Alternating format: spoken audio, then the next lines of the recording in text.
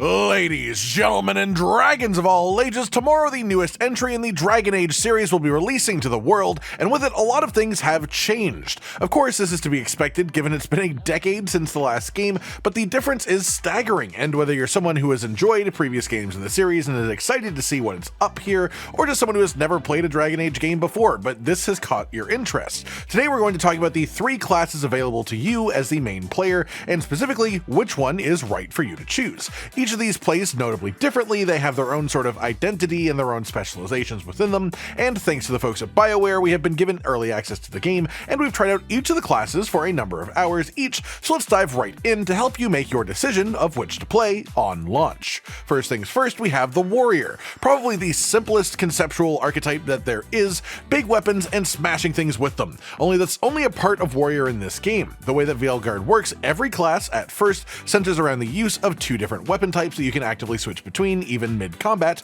The Warrior gets a classic sword and shield combo, though some of the swords are axes, it still functions the same either way. It also gets a big 2-handed weapon option that can either be a large axe or a large hammer, you know, for smashing purposes. The immediate gameplay differences between these weapons before factoring in the skill tree is, besides the obvious speed of attack difference between them, sword and shield gets a held block, so you can hold the shield up in front of you and just sort of absorb incoming hits. To a certain extent, of course, there are attacks that are unblockable, whereas while wielding a 2-handed weapon, you only get a timed block, so you can press the button for an immediate block, but you cannot continually hold it like you can with the shield. This isn't to say that the shield cannot do timed blocks, it also can. It does have a timing window right at the start of the animation, but then it just still keeps blocking afterwards, and it also should not be misunderstood into thinking that the sword and shield is therefore the defensive option, because you can build it for offense its entirely own way. Through advancement, both of these weapons can have essentially parries with timed blocking, and for the most part at the very start of the game it feels its best when you're willing to switch between the 2 weapon types, but then you'll build into the one that you prefer to use and make it strong enough that you'll just want to depend on one type.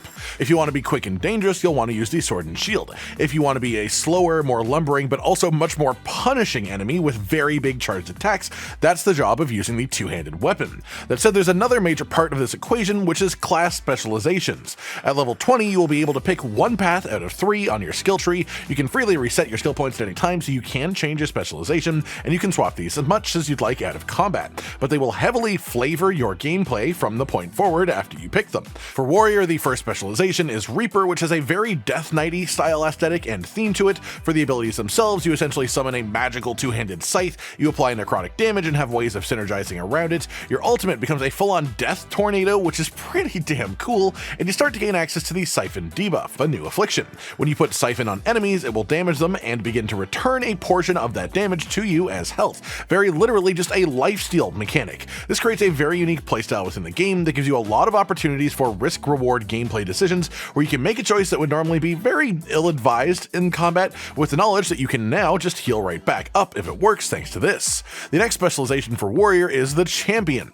This has a heavy focus on fire damage, shield-based combat, and summoning essentially spectral weapons in from above. While all Warriors have access to the shield throw ranged attack, which is awesome by the way, the Champion specialization funnels into this a little bit harder, with options like adding 50% of your defense stat as bonus damage for your shield, and boosting the concept of using the shield as a melee weapon on top of using it as a ranged one too.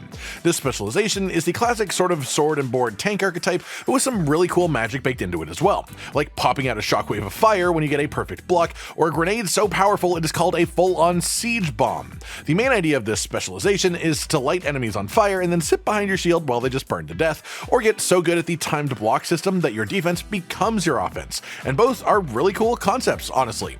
Then the final specialization for Warrior is Slayer. This one is much simpler, but will also immediately appeal to a lot of people, because this here is your classic big giant ridiculous weapon using specialization. It gives you tons of advantages for using your 2-handed weapon. It gives you the ability to summon a sort of spectral great hammer, which is just this absolutely massive smashing machine. It gives you tons of bonuses for charging up attacks rather than just flinging them off as light attacks, and as a whole, this is your big numbers specialization. You'll know extremely quickly whether this is the one for you or not, because this is just a classic RPG style of gameplay. Next up on the docket then we have the Mage. At first you may think you know what to expect from a Mage, but this one has some tricks up their sleeve here too. First we have the basic weapons available to the Mage as a class. Like Warriors, they have 2 sets that are available. The first is a sort of classic staff, shoot bursts of magic, block with a cool magical orb around you, and then the second weapon is a combination of a magical orb and a mage knife, a sort of specialized sword or dagger with some pretty interesting combos within within it. These two weapon types have the same major differences as for Warrior, which is that blocking with the staff can be held down and persist through multiple attacks before failing, whereas with the sword and orb you only have timed blocks at your disposal, so you do need to play a little bit more carefully. While the staff itself plays relatively straightforwardly, the sword and orb is one of the more interesting concepts I've seen as a base weapon type in an RPG in a while, honestly. Light attack uses the orb as a weapon, heavy uses the dagger, which isn't too unstandard yet, but there's a very particular flow to this weapon because of the arcane mark system. If you hit someone with the arcane orb, they will gain an arcane mark. If an enemy gets 3 arcane marks, it will turn into an arcane bomb, and this is noted on their health bar. If you use the heavy attack, which is the dagger strike, against an enemy with the full arcane bomb effect stacked on them, you will pop the effect for a load of bonus damage. This does quite a lot, and there are even combos that you can build into through the skill tree itself to let you apply all 3 arcane marks and then pop it in a single combo without having to stop. It's pretty powerful, and it's a fun and sort of unique playstyle to have as you're just sort of underlying base combat underneath the skills, especially for a mage archetype. That said, mage has a lot of cool skills too, as you would probably expect being the main magic class in the game. Even outside of specializations, you have things like chain lightning or massive thunderstorms that you can call down like Tempest, but like Warrior, these specializations are where things get more interesting as well. First for mage, we have the Death Caller, and this is basically the mage equivalent of Reaper for Warrior. A huge focus on necrotic damage as well as debuffs that you can apply to enemies to slowly drain their health and to heal you instead. Where the necrotic warrior is basically a death knight running into the heat of battle without care for their well-being, the Death Caller mage is more like a necromancer in the back, casting incredibly dangerous magic with a unique effect that lets them cast specific spells using health if they are out of mana, which gives you massive potential for burst damage that no other mage spec can really reach, because if you get enough healing, then you can then transfer that into just more spells more often, regardless of what resources you have. Then there is the Evoker specialization, and this is a really interesting take on a more elemental mage, focusing on cold damage and doing damage in large areas, but representing that with essentially gravity and space-based magic, with the ultimate ability basically just being a massive black hole that you can summon that rips away at any enemy in its vicinity, and this is visually one of the coolest abilities in the game, at least in my personal opinion. Whereas Death Caller is essentially suited to both weapon types, this one is more fitting for the staff, and our third specialization is absolutely more fitting for the orb and sword combo, which is Spellblade. The concept of a sort of battle mage is a tale as old as time, and it's one that I've always loved, but most games sort of struggle to make it feel competent and make it feel actually smooth to play, because you still need the mage to be squishy or else it isn't really a mage in the end. But now that they are a Spellblade instead of just a mage, they also are expected to be in close range to do damage and be using a melee weapon. Dragon Age solved this by tying the Spellblade very directly to electricity and lightning attacks and the dagger and orb combo, which is a combination of a melee and ranged weapon that funnels into this very well.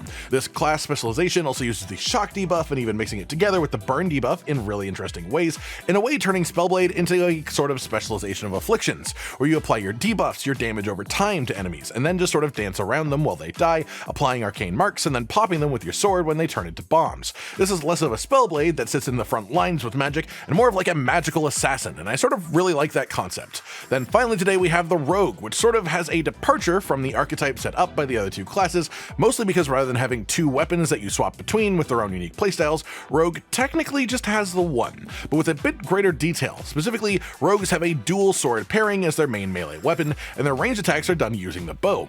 These aren't swapped between like the archetypes for other classes, instead you just use your ranged attack button to whip out your bow and fire any shots that you'd like. You can either quick fire them at your target, or you can actually properly aim them and charge them up. Then immediately you put down the bow to get to slashing again without really changing a weapon. In a way you could argue this makes Rogue less complex because there is less choice involved, really, at least mid-combat, but I would say that it is sort of the opposite. Because Rogue has access to their full kit without having to switch weapons, it means that they have the most options at any given time, so your choices are a lot more varied, but also a lot more important, and it's a lot more on the player to choose how to take advantage of the situation and how best to handle any given enemy on the battlefield in front of you. Then of course we have the specialization choices passes too. First up is the Duelist, and this is the one that leans heavily into your dual swords. It has bonuses for parrying, it gives you access to necrotic damage for sort of poisoner assassin style rogue fantasy, and it's just based around heavy melee damage and also being very good with parries or perfect dodges. Then we have the Saboteur. This is a pretty unique playstyle for an RPG rogue. Sure, it has the basic concept of things like traps and explosives, which isn't totally unheard of, but then you can create things like crossbow turrets that just auto-fire attacks at an enemy like you're in a tower defense game, and these things can combo together with explosive results as well. This is for the player who likes the tacticality of using limited resources to set up a field of damage around a fight without the need to be overly personally involved in the fighting itself. Essentially, it's the Home Alone specialization. Set up your traps, dance around the battlefield, watch the enemy stumble into each and every trick, and laugh at them as they fall over. Then the third specialization is the much more bow-focused one, the Veil Ranger. This changes the sort of way that your arrows work in a much more basic way, turning them into a much more magical source of output rather than just physical arrows like you shoot into people, and this style is all about focusing on weak points of your enemies with things like headshotting with your bow or whatever the weak point happens to be if it's not a headshottable enemy. You get access to magic, but in a pretty unique way from the type of magic used by a mage, and importantly, while the other specializations sort of fill the close and medium range roles, the Veil Ranger is of course built to play with distance, to use terrain to your advantage, take the high ground wherever you can, and then find your perfect moment for that one fatal shot, whatever it may be. All in all, while this is an RPG with only 3 classes, they each have a very clear class fantasy to them, all quite distinct from each other, and if you played an RPG before, you probably now have a pretty good idea of which of these playstyles you would normally lean towards in a game like this. What I'm hoping in laying all this out for you is that something may have just piqued your interest that might not normally. Maybe you aren't normally into a mage concept, but the Spellblade idea is giving you second thoughts.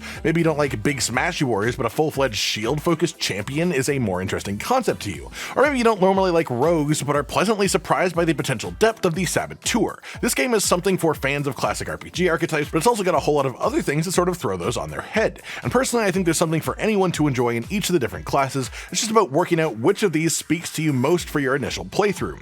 That just about does it for today then, everyone. A breakdown of the way each of the classes feels and functions, as well as the 3 specializations for each one. I hope you've enjoyed this, and hopefully it helps you out with this difficult but important choice for the start of your game.